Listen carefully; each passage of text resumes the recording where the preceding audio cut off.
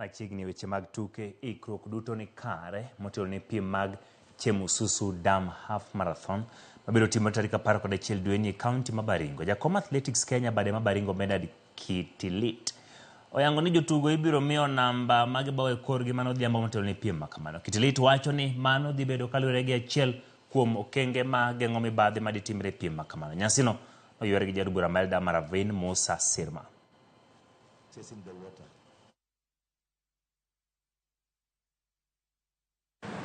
We have been consulting all through, and I have also been made by Mheshimiwa to participate in some other arrangements. Only for the athletes, please mark that the running numbers they have talked about will be handed over to Athletics Kenya, and they will be handed to you a day before because of the doping issue. It is Athletics Kenya and the ADAC team that will present the number a day in the evening.